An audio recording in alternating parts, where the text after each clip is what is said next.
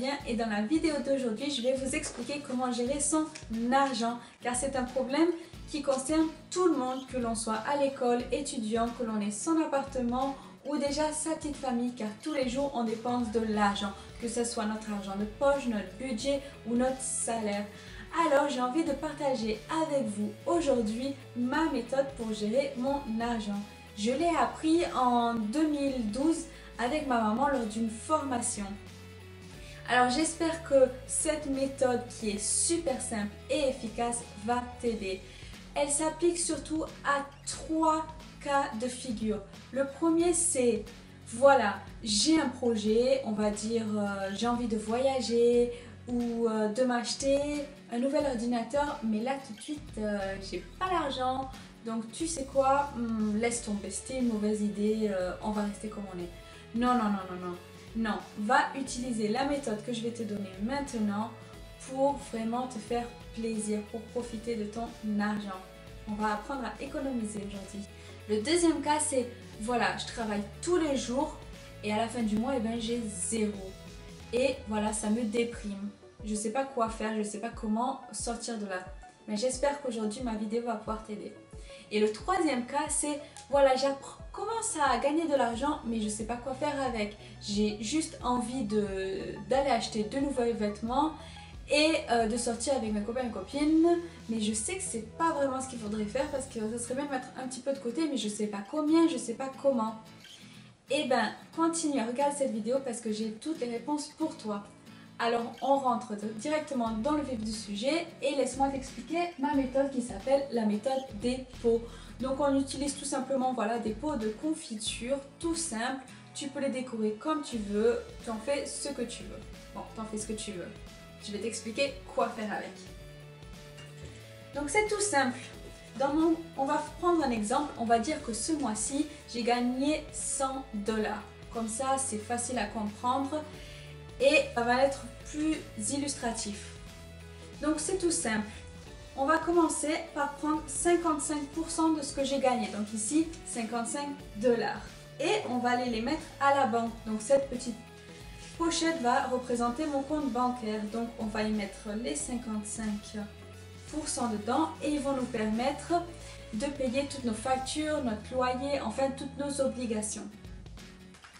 Donc voilà, arrive la grande question, qu'est-ce que je fais avec le reste de l'argent? Eh bien je prends mon premier pot qui s'appelle épargne et j'y mets mes 10%, donc ici 10 $, dans mon compte, dans ce pot et je n'y touche plus. Donc vous savez quoi? On va le fermer. Et pourquoi on n'y touche plus? Parce qu'en fait ce qu'on veut, c'est mettre de l'argent de côté pour que notre capital grandissent au fur et à mesure des mois et des années. Pour que sur un long terme, eh ben, on puisse s'offrir une maison ou commencer à investir. Donc sur le long terme, celui-là, on ne le touche pas. Après, arrive le deuxième pot et ça, c'est le pot des projets. Donc moi je l'ai appelé voyage parce que mes projets actuellement c'est de voyager. Mais votre projet ça peut être n'importe quoi, ça peut être acheter une nouvelle voiture, un nouvel ordinateur, des vêtements de marque, n'importe quoi. Donc et là c'est pareil, on va y mettre 10%. Donc ici ben, on se met un budget et quand on arrive au budget on le dépense et on recommence avec un nouveau projet. Très simple. Mon troisième pot, il s'appelle éducation, car il est super important de continuer à s'instruire, même si on est toujours à l'école ou même si on a fini l'école. Mais on ne s'instruit pas sur des choses qu'on n'a pas envie, là c'est vraiment sur quelque chose qu'on aime. Donc ça peut être la cuisine, par exemple si on aime la cuisine, et bien pareil, on met 10% de ce qu'on gagne dans ce pot et après, eh bien, ça va nous permettre de nous acheter des livres, des cours ou même des formations, par exemple en cuisine. Après, si on aime la photo, pourquoi pas un cours de photo. Et si on aime la mode, un cours de couture. Voilà, ce que vous voulez. Et le dernier pot, mon pot favori, le pot des plaisirs.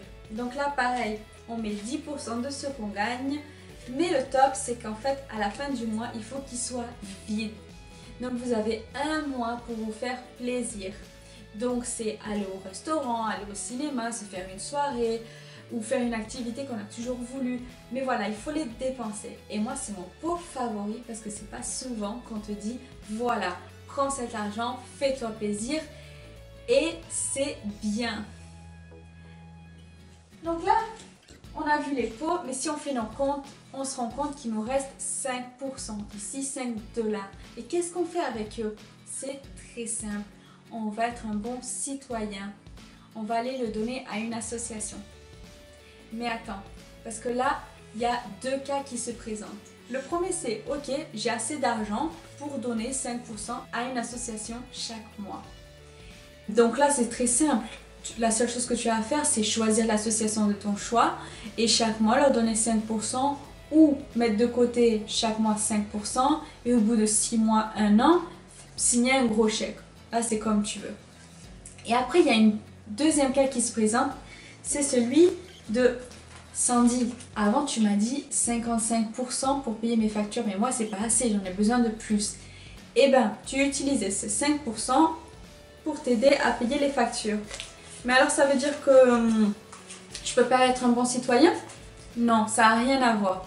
Puisque comme tu ne peux pas donner 5% de ton argent à une association, tu vas donner 5% de ton temps à une association. Donc ça peut être 1 heure par semaine ou si tu as moins de temps, 2 heures par mois à une association de ton choix.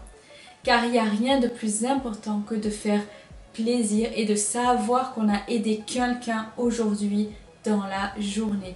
Ça fait tellement chaud au cœur et ça fait tellement du bien au moral qu'il n'y a rien de plus important. Donc si on ne peut pas donner son argent, on donne de son temps. Mais c'est très important d'aider les autres. Donc voilà, sur ce, j'ai fini de vous expliquer ma méthode pour gérer mon argent. Donc si ça vous a aidé et vous avez aimé cette vidéo, n'hésitez pas à cliquer sur le petit pouce et de vous inscrire sur ma chaîne. Et si vous avez n'importe quelle question, commentaire ou doute sur comment gérer votre argent, n'hésitez pas à laisser un commentaire en bas. Je les lirai tous, répondrai et peut-être je ferai une nouvelle vidéo par rapport à tout ce que j'aurai lu. Sur ce, je vous laisse. N'hésitez pas à aller me rejoindre sur les réseaux sociaux, Facebook, Twitter, Instagram avec le pseudo Une Demoiselle Actuelle. Le temps qu'on se retrouve pour la prochaine vidéo mercredi prochain. Sur ce, je vous fais de gros bisous et je vous souhaite une très bonne semaine.